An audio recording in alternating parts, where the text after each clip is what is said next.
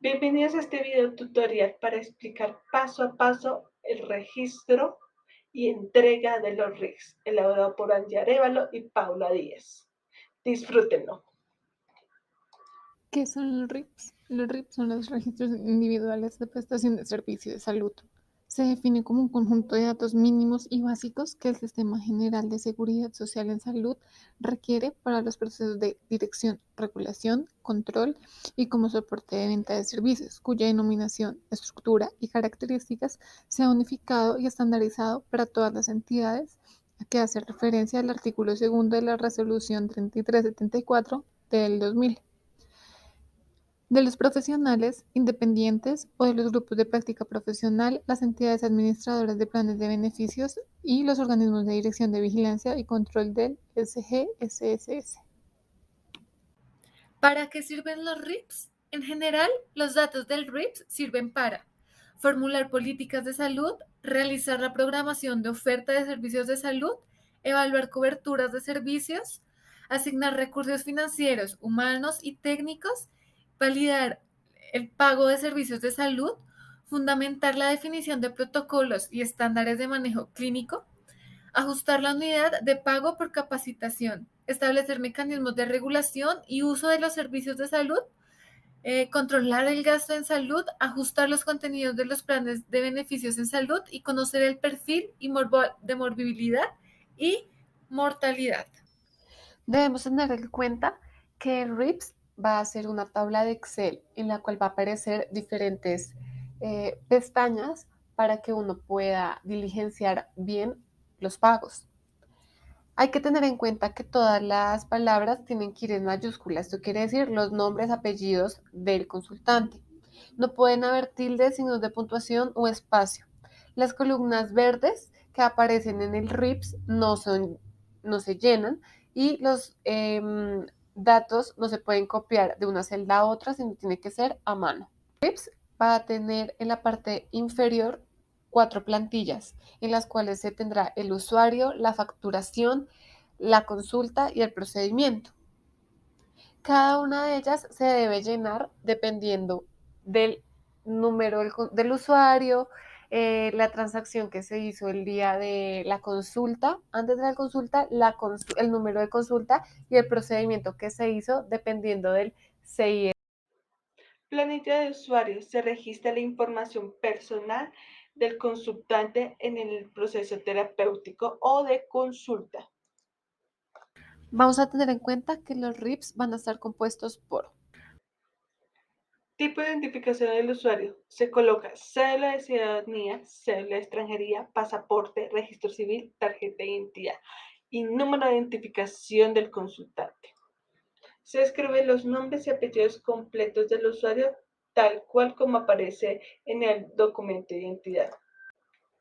Se coloca la edad, el sexo. Si es mujer, se coloca F que representa femenino. Y si es hombre, se coloca M que representa masculino. Y no se modifica la unidad de medida de la edad.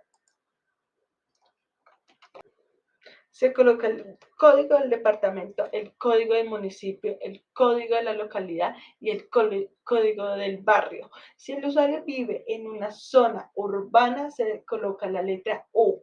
Y si el usuario vive en una zona rural, se coloca la R.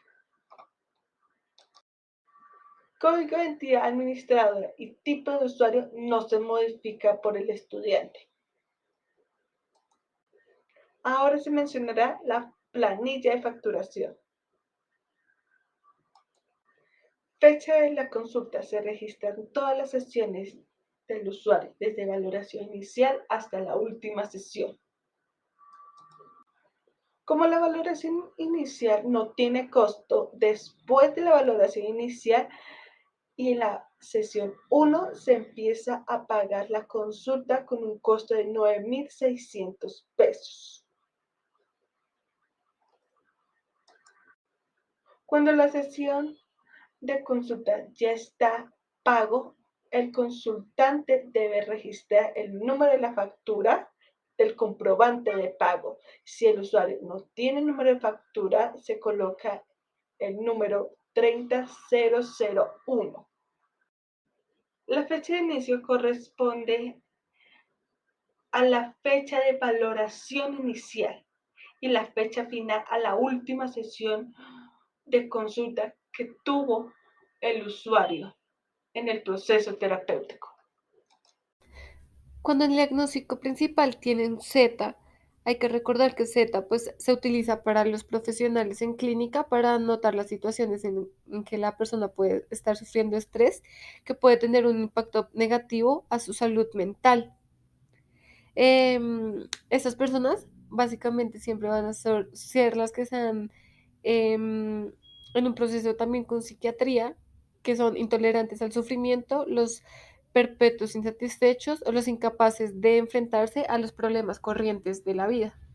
Cuando se está llenando el RIPS, no se va a poner la valoración inicial, ya que como decíamos anteriormente, tiene un precio de 0 pesos. A partir de la primera sesión se va a pagar un precio de 9.600 pesos si es la comunidad externa y en el caso que sea una comunidad universitaria se va a pagar el precio de 5.900 pesos por sesión. A continuación vamos a explicar qué es lo que hace un practicante del Centro Psicosocial Piloto con los pagos y los RIPS. El practicante va a realizar un informe de las consultas que tuvo en el mes. Luego va a remitir un correo al centro o a la secretaria que va a ser la encargada de realizar un informe final del mes con los datos de todas las atenciones que tuvieron los practicantes. Hay que tener en cuenta que el Centro Psicosocial Piloto está habilitado para subir los formatos TXT a un validador de la Secretaría de Salud del 21 al 30 de cada mes.